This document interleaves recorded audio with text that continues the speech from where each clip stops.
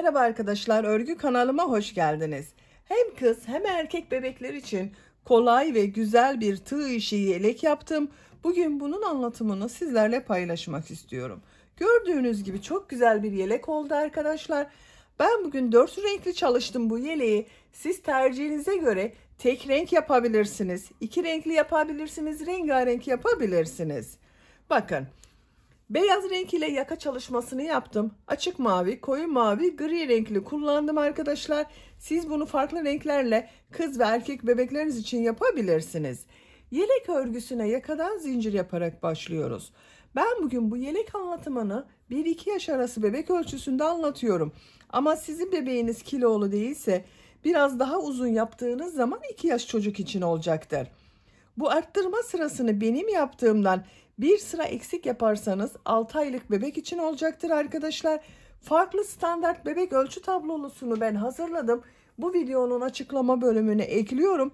O tabloya göre bu yaka yüksekliğini, gövde yüksekliğini ve genişliğini ayarlayarak istediğiniz büyüklükte bu yelek örgüsünü yapabilirsiniz.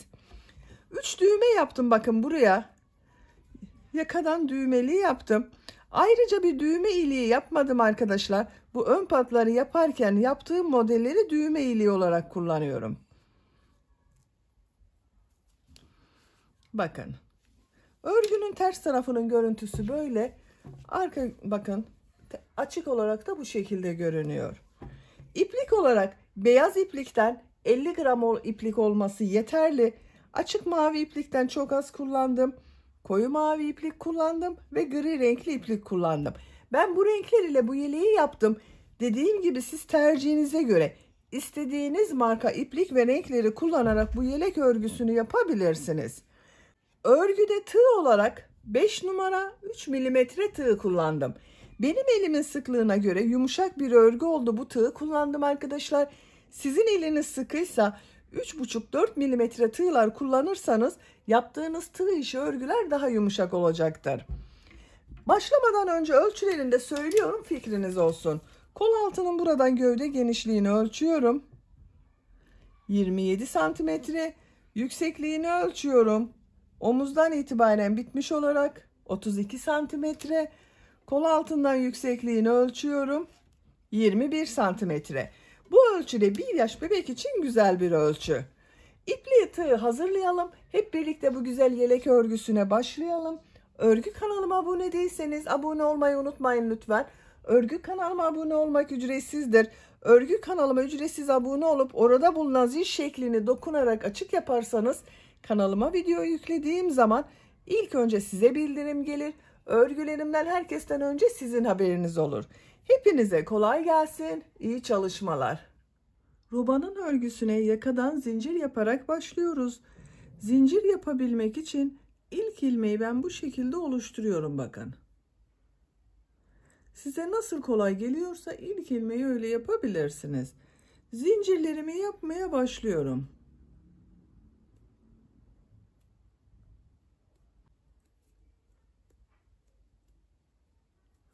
...76 zincir yaptım ben. Bu benim elimin sıklığına ve yapacak olduğum örgünün büyüklüğüne göre yeterli bir sayı arkadaşlar. Siz bunu yapacak olduğunuz bebeğin büyüklüğüne göre daha az veya daha çok sayıda yapabilirsiniz. Bu zincirleri çok sıkı da yapmayalım. Bakın çok sıkı olmayan bir zincir yaptım. Bu zincirler üzerine bu birinci sırada trabzanlar yapacağız. Trabzanları yaparken kolları, ön bölümleri ve arka bölümü de belirlemiş olacağız arkadaşlar. Arttırma yapacağımız arttırma yerlerini bu sırada belirliyoruz. 76 zincir üzerine 3 zincirde dönüş için yapıyorum. Tığın üzerine iplik alıyorum. 1, 2, 3 ilmek atlıyorum. 4. ilmek içerisine trabzan yapıyorum. Bu 3 ilmek atladığımda bir trabzan, ön bölümü 11 trabzan yapıyoruz. Bakın 1, 2, 3, 4, 5,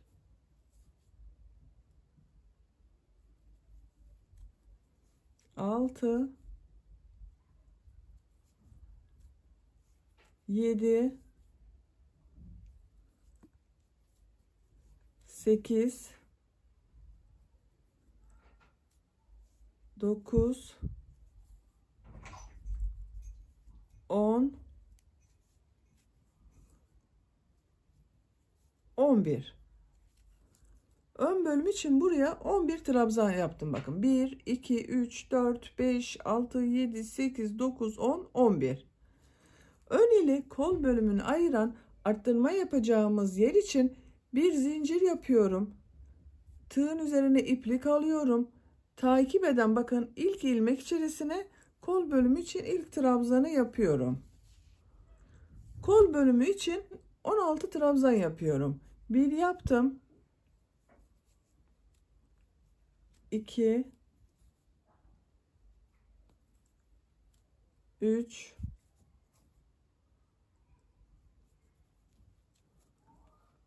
4,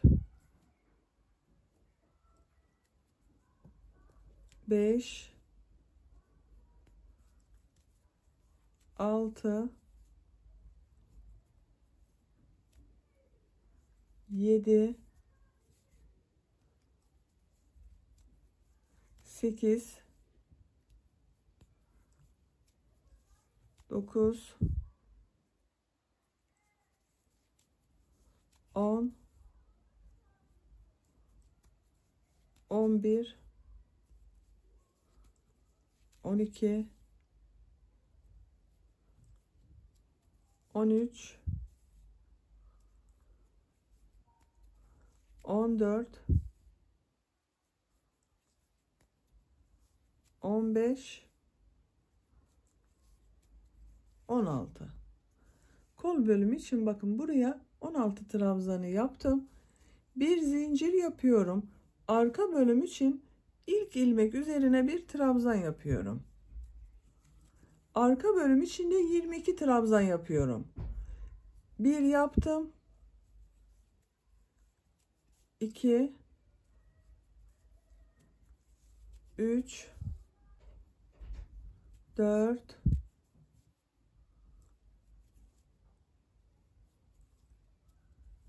5, 6, 7, 8, 9, 10, 11, 12, 13,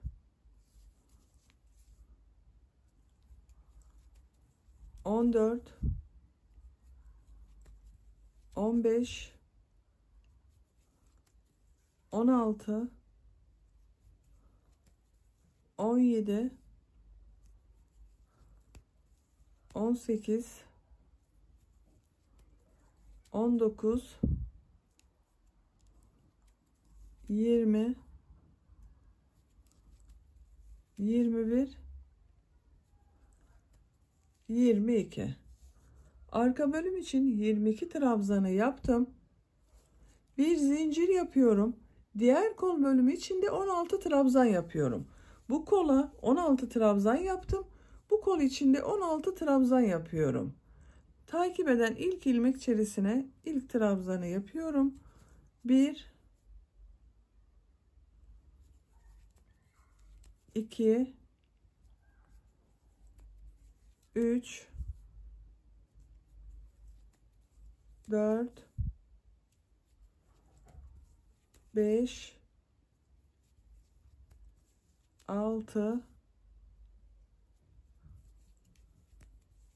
7, 8,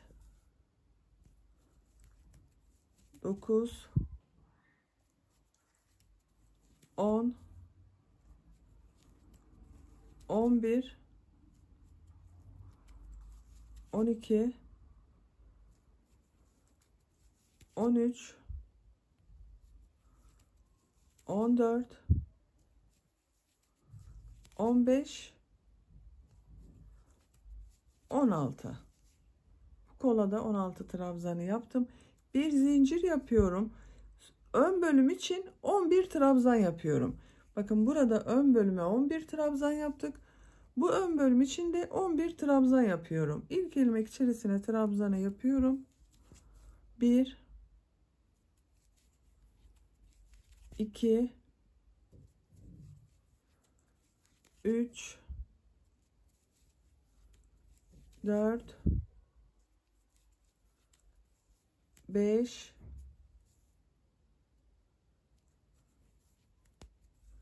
6, 7, 8, 9, 10, 11. Bu ön bölüm için de buraya 11 trabzanı yaptım. Böylece robanın ilk sırasını oluşturmuş olduk arkadaşlar. Bu sırada ön bölümler için 11 trabzan, kol bölümleri için 16'şer trabzan, arka bölüm için de 22 trabzan yaptım. 1, 2, 3, 4 noktadan da arttırma yerlerini belirlemiş olduk. İkinci sıradayız. İkinci sırada bu 4 noktadan arttırmalar yapacağız.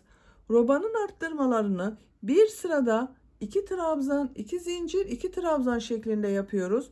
Bir sonraki sırada 1 trabzan, 2 zincir, 1 trabzan şeklinde yapıyoruz.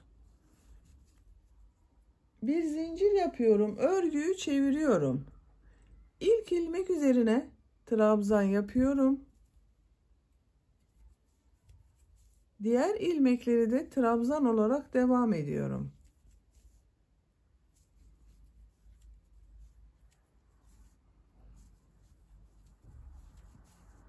Arttırma yapacağımız yere kadar trabzanları yapalım. Ön bölümde trabzanları yaparak arttırma yapacağımız yere geldim. Bu sırada arttırmaları 1 trabzan, 2 zincir, 1 trabzan şeklinde yapıyoruz. Bu bir zincirli boşluğa 1 trabzan, 2 zincir, 1 trabzan yapıyorum.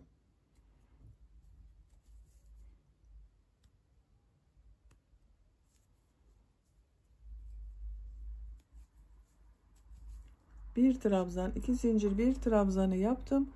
Kolda bulunan ilmekler üzerine trabzan olarak devam ediyorum.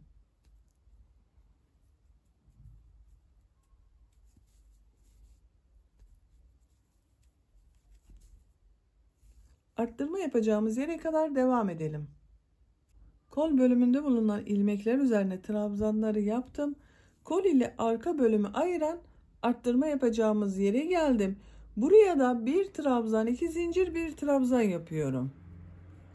1 trabzan yaptım. 2 zincir. Aynı boşluğa 1 trabzan daha yapıyorum. Arka bölümde bulunan ilmekler üzerine trabzan olarak devam ediyorum.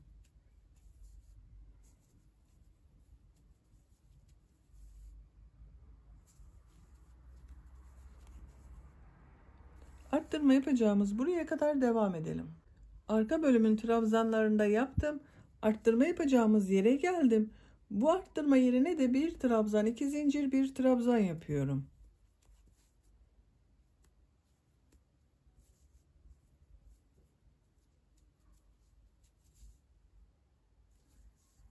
Kolda bulunan ilmekler üzerine trabzan olarak devam ediyorum. Buraya kadar devam edelim. Kol bölümünde trabzanları yaptım. Arttırma yapacağımız yere geldim bakın. Buraya da yine 1 trabzan, 2 zincir, 1 trabzan yapıyorum.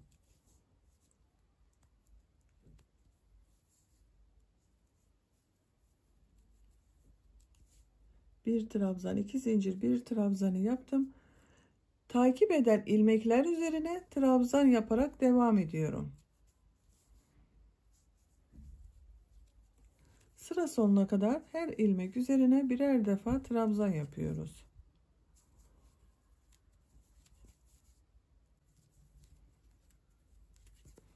Bakın son ilmek kaldı. Burada 3 ilmek atlayarak oluşturduğum bir trabzan vardı. Bunu burada bulunan zincir üzerine trabzan yapıyorum. Böylece sıra sonuna da bir trabzan oldu. Bakın. İkinci sırayı da tamamlamış olduk.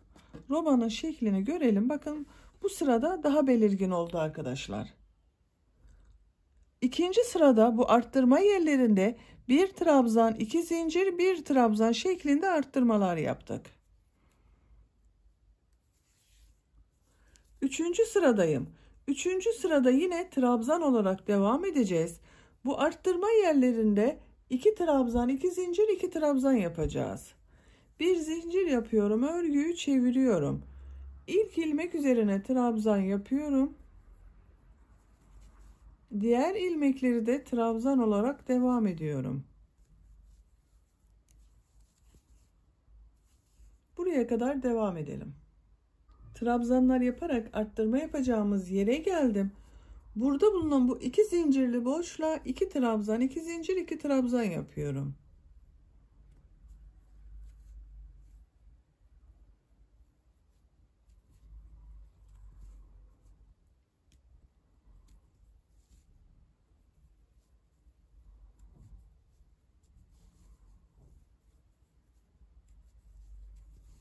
İki trabzan, iki zincir, iki trabzan yaptım. Diğer ilmekler üzerine trabzan olarak devam ediyorum.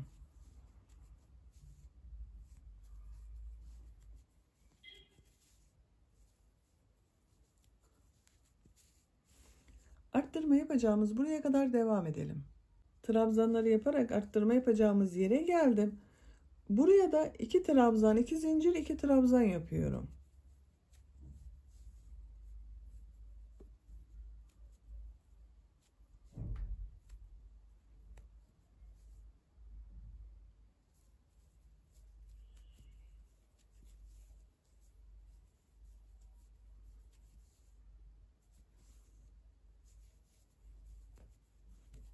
Trabzan olarak diğer ilmekler üzerinden devam ediyorum. Diğer arttırma yapacağımız buraya kadar trabzanlar yaparak devam edelim. Arka bölümde bulunan ilmekler üzerine trabzanları yaparak arttırma yapacağımız yere geldim. Buraya da iki trabzan, iki zincir, iki trabzan yapıyorum.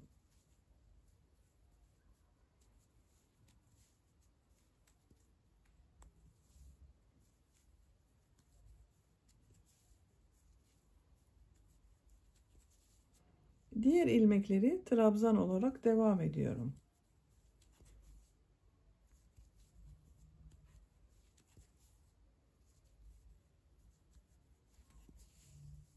Arttırma yapacağımız buraya kadar devam edelim. Arttırma yapacağımız yere kadar trabzanları yaptım. Bu arttırma yerine de iki trabzan, iki zincir, iki trabzan yapıyorum.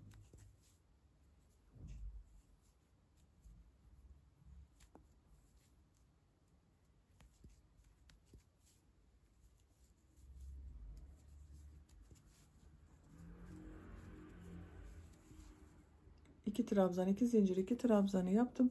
Ön bölümde bulunan ilmekler üzerine trabzan yaparak devam ediyorum.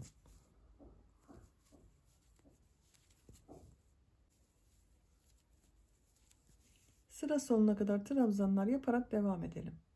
Ön bölümde bulunan ilmekler üzerine de trabzanları yaptım. Sırayı tamamladım arkadaşlar, bakın. Üçüncü sırada robamızın şekli böyle oldu. Bu sırada da arttırmaları 2 trabzan, 2 zincir, 2 trabzan şeklinde yaptık bu 4 noktadan. Dördüncü sıradayız. Dördüncü sırada tekrar arttırmalara devam edeceğiz. Bu arttırma yerlerinde bir trabzan, iki zincir, bir trabzan yapacağız. Bir zincir yapıyorum, örgüyü çeviriyorum. İlk ilmek üzerine trabzan yapıyorum. Diğer ilmekleri de trabzan olarak devam ediyorum.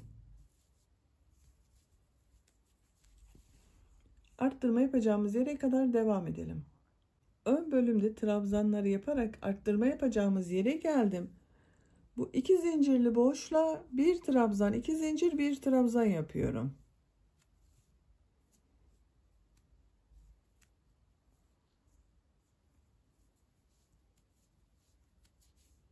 Bir trabzan, iki zincir, bir trabzan yaptım. Diğer ilmeklerin üzerine trabzan olarak devam ediyorum. Bu şekilde. Diğer arttırma yapacağımız yere kadar devam edelim. Kol bölümünde bulunan ilmekler üzerine bakın trabzanları yaparak arttırma yapacağımız yere geldim. Bu arttırma yerinde de bir trabzan, 2 zincir, bir trabzan yapıyorum.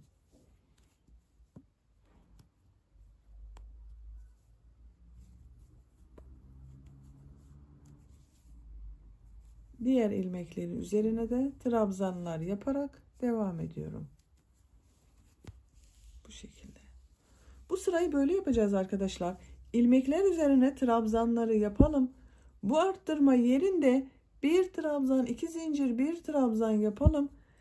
İlmekler üzerine trabzan yaparak devam edelim. Bu arttırma yerinde de bir trabzan, 2 zincir, bir trabzan yapalım. Diğer ilmekler üzerine trabzanlar yaparak sıra sonuna kadar tamamlayalım. Bu sırada da arttırmaları yaparak bakın sıra sonuna kadar tamamladım arkadaşlar. 4. sırada trabzanlar üzerine trabzanlar yaptık. Bu arttırma yerlerinde bir trabzan, 2 zincir, bir trabzan yaptık bakın.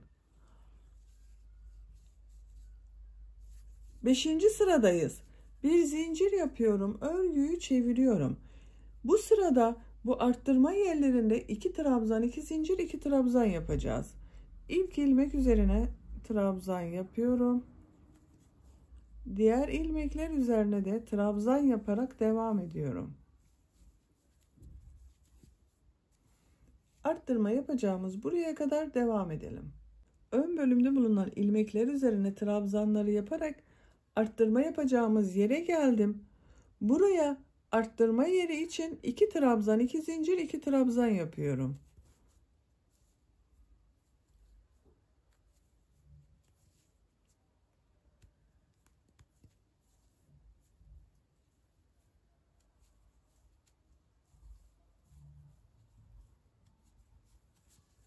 İki trabzan, 2 zincir, 2 trabzanı yaptım. Diğer ilmekleri trabzan olarak devam ediyorum.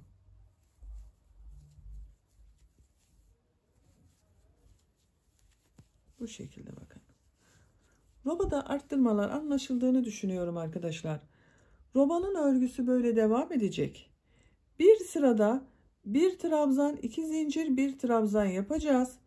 Bir sonraki sırada şimdi yaptığım gibi 2 trabzan, 2 zincir, 2 trabzan şeklinde arttırmalar yapacağız. Bakın böyle. Katlayalım robanın şeklinde görelim. Bu şekilde görünüyor. Robanın örgüsünü bu arttırma yerlerinde yaptığımız gibi dönüşümlü olarak bir sırada bir trabzan, 2 zincir, bir trabzan yapalım. Bir sonraki sırada 2 trabzan, 2 zincir, 2 trabzan şeklinde arttırmalar yapalım. Bu şekilde devam edelim. Yapacak olduğunuz bebeğin büyüklüğüne göre bu roba sıra sayısını tamamlayalım arkadaşlar. Ben sizler için standart bebek ölçü tablosunu bu videonun açıklama bölümüne ekliyorum. Siz açıklama bölümünde bulunan tabloya göre bakarak bu roba yüksekliğini ayarlayabilirsiniz. Robanın yüksekliğini yapacak olduğumuz bebeğe göre tamamlayalım gelelim. Yaka bölümünün örgüsünü 11 sıra olarak tamamladım. Sayıyorum bak. 1, 2, 3, 4, 5, 6, 7, 8, 9, 10, 11. Santimetre olarak da ölçüyorum. 10 santimetre yükseklik var. İnç olarak ölçüyorum. 4 inç. Benim yapacağım ölçü için yeterli. Siz isterseniz bu arttırmalara 1-2 sıra daha devam edebilirsiniz arkadaşlar. Bu arttırmalara devam ederseniz yaptığınız ölçü sizin daha büyük olacaktır. Ben bugün çok büyük bir örgü yapmak istemiyorum. Bak en son trabzanları yaptım. 12. sırada bu kol bölümünü gövde bölümünden ayıracağız. Artık örgüye gövdenin örgüsüyle devam ediyorum. Bir zincir yapıyorum. Örgüyü çeviriyorum. İlk ilmek üzerine trabzan yapıyorum. Diğer ilmekleri de trabzan yaparak devam ediyorum.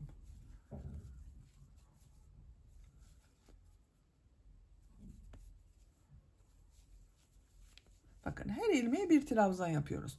Arttırma yaptığımız bu 2 zincire kadar devam edelim.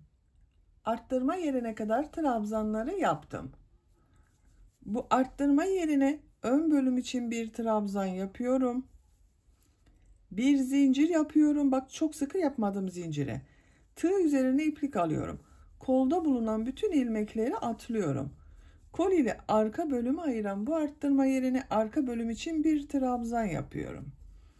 Bak bir zincir yaptım. Bu kol genişliği benim yapacağım ölçü için yeterli arkadaşlar. Siz kol biraz daha geniş olsun isterseniz burada 3 zincir yapabilirsiniz. Ben bir zincir yaptım. Diğer ilmeklere birer defa trabzan yapıyorum.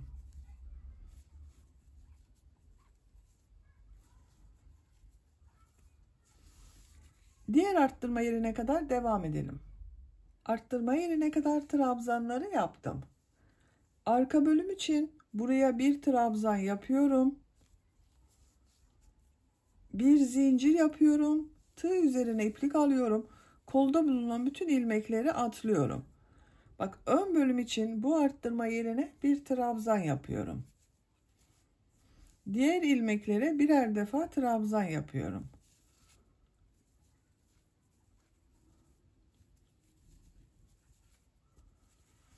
Sıra sonuna kadar devam edelim.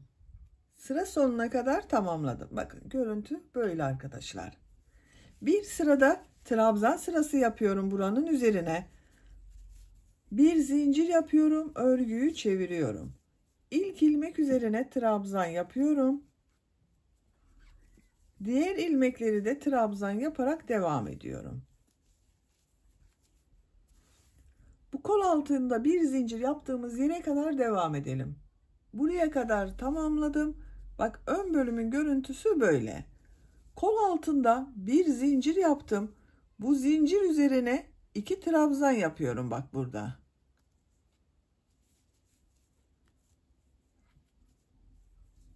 Bak aynı ilmeğe ikinci trabzanı yapıyorum. Diğer ilmeklere birer defa trabzan yapıyorum.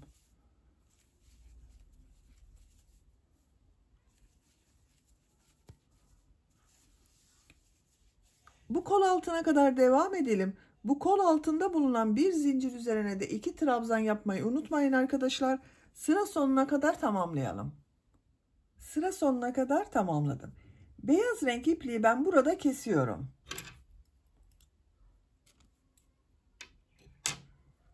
Modelli bölüme başlayacağız. Modelli bölümü renkli iplik ile yapıyorum arkadaşlar. Bak. Yaka görüntüsü bu şekilde oldu. Mavi renk iplik ile modele başlıyorum. Bak bu şekilde bir mavi renk iplik kullanıyorum. Siz istediğiniz renk iplikleri kullanabilirsiniz.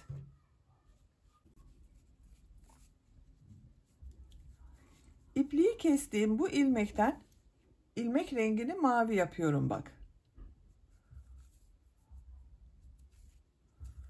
Bir zincir yaptım, sağlamlaştırdım. Model yapmak için 3 zincir yapıyorum.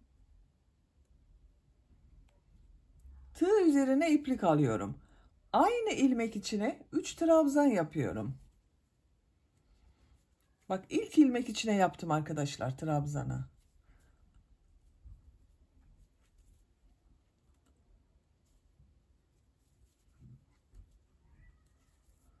Bak 3 zincir yaptım. Aynı ilmeğe 3 trabzan yaptım. 2 ilmek atlıyorum. 3. ilmek içine sık iğne yapıyorum. Model çok kolay. Bak tekrar 3 zincir yapıyorum. Aynı ilmek içine 3 trabzan yapıyorum.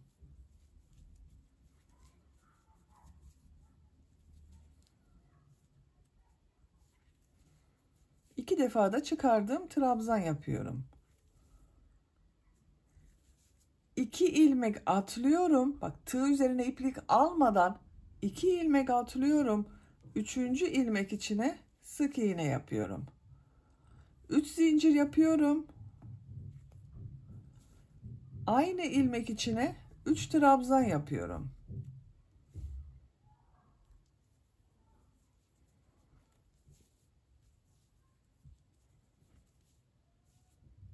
2 ilmek atlıyorum. 3. ilmeğe sık iğne yapıyorum. Bak arkadaşlar, bu şekilde çok kolay model. 2 ilmek atlıyoruz. 3. ilmeğe sık iğne yapıyorum. Tekrar 3 zincir yapıyorum. Aynı ilmek içine 3 trabzan yapıyorum. Sıra sonuna kadar devam edelim. Modelleri yaparak sıra sonuna kadar tamamladım. Bak, sıra sonunda 3 ilmek var.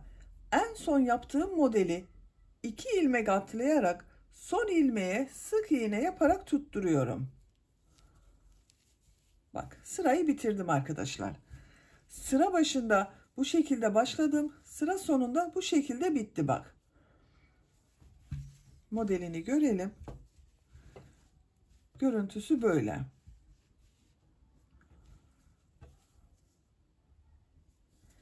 Üç zincir yapıyorum. Örgüyü çeviriyorum. Bu bak, ilk ilmek üzerine sık iğne yaptığım ilmek üzerine 3 trabzan yapıyorum. 1 2 3. Bu 3 ilmeği atlıyorum. Burada 3 zincir yaptım bak. Bu boşluğa sık iğne yapıyorum.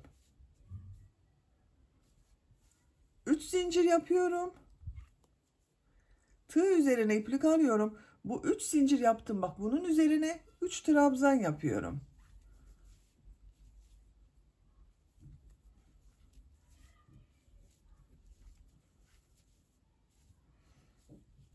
Bu 3 ilmeği atlıyorum. Bu 3 zincirli boşluğa sık iğne yapıyorum. 3 zincir yapıyorum. Tığ üzerine iplik alıyorum. Bu 3 zincirin üzerine 3 trabzan yapıyorum.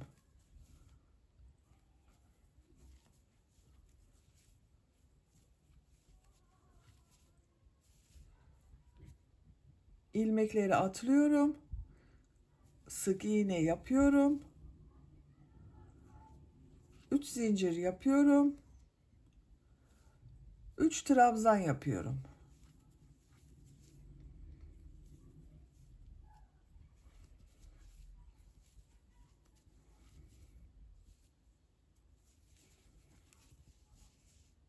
Bak, modelin görüntüsü böyle çok kolay. Sıra sonuna kadar devam edelim. Sıra sonuna kadar tamamladım. Bak, son yaptığım modeli burada bulunan 3 zincir boşluğuna sık iğne yapıyorum. Sırayı bitiriyorum bu şekilde. Bakın arkadaşlar, görüntüsü böyle. Sıra sonunda 3 zincir yapıyorum. Örgüyü çeviriyorum. Bu ilk ilmek üzerine bak. Bu ilmek üzerine 3 trabzan yapıyorum.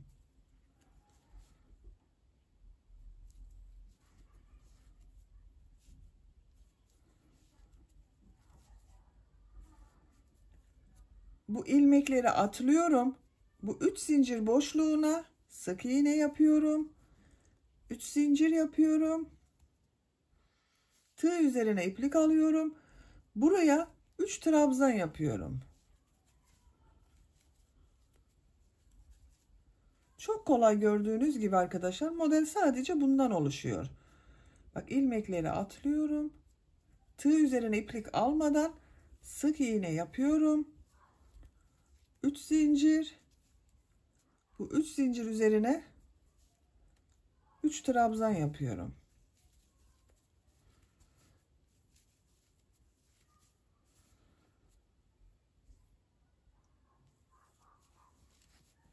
Bakın, model bu şekilde.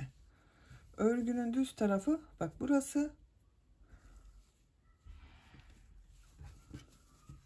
Gövde bölümünün örgüsü bu şekilde devam edecek arkadaşlar.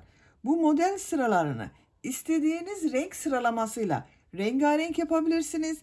Bundan sonra bak, beyaz renkli iplik ile devam edebilirsiniz veya mavi renkli iplik ile yapabilirsiniz. Renk sıralamasını tercihinize ve bebeğinizin, çocuğunuzun büyüklüğüne göre bu model sıralarını tekrarlayarak gövdenin örgüsünü tamamlayalım. Gövde örgüsünü 20 model sırası olarak yaptım arkadaşlar. Ben 4 renkli olarak çalıştım model sırasını. Mavi renk ile 4 sıra yaptım. Koyu mavi renk ile 5 sıra yaptım. Bakın gri renk ile 5 sıra yaptım. Beyaz renk ile 5 sıra yaptım. Son olarak da bir sıra gri renk iplik ile yaptım. Bu sıra başlarında iplik rengini değiştirdim arkadaşlar. Siz bunu tek renkte yapabilirsiniz. Farklı renklerle de yapabilirsiniz. Şimdi ön pat çalışmalarını yapacağız. Ön pat çalışmalarını yapmadan önce bu 20 model sırasının kaç santimetre olduğunu ölçüyorum. Bakın kol altından itibaren ölçüyorum. 21 santimetre. Benim yapacağım ölçü için bu yeterli. Siz biraz büyük olsun diyorsanız 1-2 sıra devam edebilirsiniz. Bu ön pattayım. Bakın buradayım. Modelleri devam ediyorum ön patta. Bakın en son modeli yaptım. Şöyle gösteriyorum. Bakın modeli yaptım. Bu 3 zincire sık iğne olarak yapıyorum. 3 zincir yapıyorum. Tığ üzerine iplik alıyorum. Bakın bu ilmek içine 3 trabzan yapıyorum.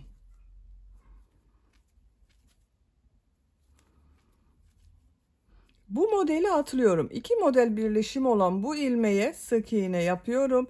3 zincir yapıyorum. Aynı ilmek içine 3 trabzan yapıyorum.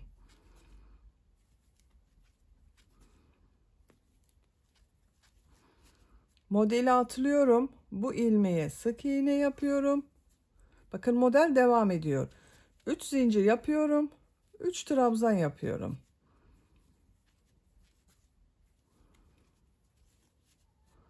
Sık iğne yapıyorum. Bakın bu şekilde arkadaşlar. Yaka başlangıcına kadar devam edelim. Modelleri yaparak yaka başlangıcına kadar tamamladım. Bakın arkadaşlar bu şekilde oldu. Trabzan yaptığım yaka bölümünde de modelleri yapmaya devam ettim. Ayrıca bir düğme iliği yapmıyorum arkadaşlar. Bakın bu modelde yaptığım üçer zincire düğme iliği olarak kullanıyorum ben. Yaka çevresinde sık iğne yapıyorum. Bakın son ilmeğe sık iğne yaptım. Her ilmek üzerine bir sık iğne yapıyorum.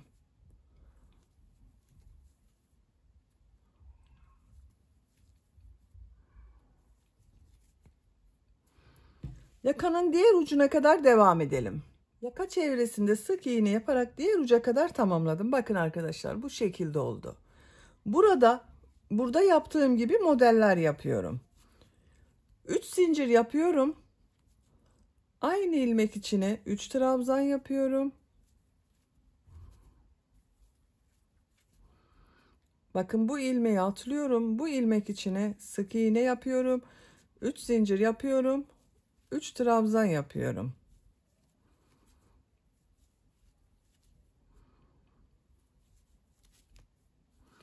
Sıra sonuna kadar devam edelim. Modelleri yaparak sıra sonuna kadar tamamladım. Bakın bu şekilde oldu arkadaşlar. Bu son yaptığım modeli bu ilmek ile ilmek kaydırma yaparak birleştiriyorum. İpliği kesiyorum.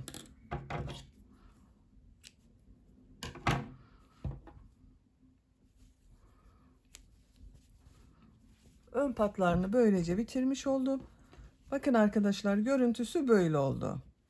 Şimdi kollarını yapalım. Beyaz renkli iplik ile kol altından başlıyorum.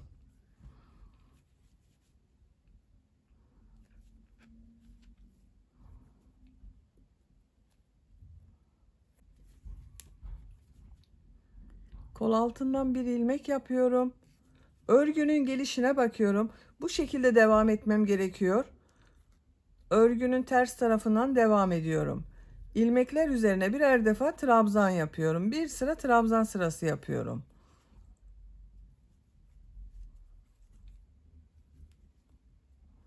Sıra sonuna kadar devam edelim. Sıra sonuna kadar tamamladım.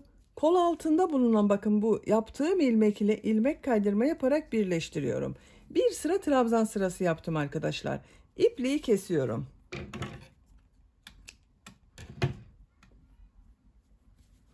Bakın bu şekilde oldu. Şimdi gri renkli iplik ile bu ön patlarda yaptığım gibi model bölümü yapıyorum.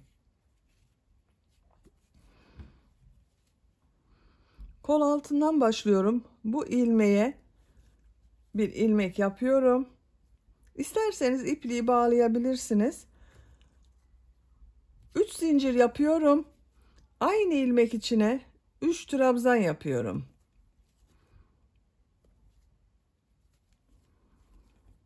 2 ilmek atlıyorum. 3. ilmeğe sık iğne yapıyorum. 3 zincir yapıyorum. 3 trabzan yapıyorum.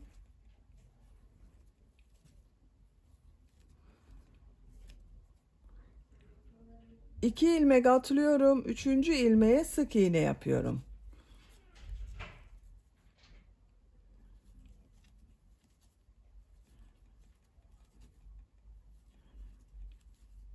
İki ilmek atlıyorum. Sık iğne yapıyorum. Bakın bu şekilde.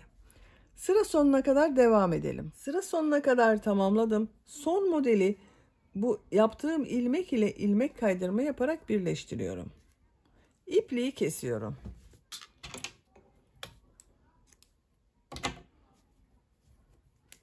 Bakın arkadaşlar, kol örgüsü böyle oldu. Kaç model yaptığımda sayıyorum kolda. 2, 4, 6, 8, 10, 12, 14, 15 model oldu kolda. Böylece yelek örgüsünü ben bitirdim. Diğer kolun örgüsünü de bakın hazırladım. 2 kolu yaptım arkadaşlar. Siz de diğer kol örgüsünü, bu kol örgüsünü başladığımız gibi başlayıp bitirebilirsiniz. Bakın açık olarak görelim. Bu şekilde çok güzel oldu arkadaşlar. Hem kız hem erkek bebekler için uygun bir model. Yeleğin bitmiş olarak size ölçülerini söylüyorum. Kol altının buradan gövde genişliğini ölçüyorum. 27 santimetre. Yüksekliğini ölçüyorum. Omuzdan itibaren tam yüksekliğini ölçüyorum. 32 santimetre. Kol altından yüksekliğini ölçüyorum. 21 santimetre. Ben bugün bu yeleği 1-2 yaş arası bebek ölçüsünde yaptım. Beni dinlediğiniz ve izlediğiniz için hepinize çok teşekkür ederim. Örgü kanalıma abone değilseniz abone olmayı unutmayın lütfen. Örgü kanalıma abone olmak ücretsiz. Örgü kanalıma ücretsiz abone olup orada bulunan zil şeklini dokunarak açık yaparsanız kanalıma video yüklediğim zaman ilk önce size bildirim gelir. Örgülerimden herkesten önce sizin haberiniz olur. İzlediğiniz videolarıma beğeni ve yorumlarınızı yaparsanız çok sevinirim arkadaşlar. Sizlerle yeni örgülerde görüşmek dileğiyle. Hoşça kalın, sevgiyle kalın.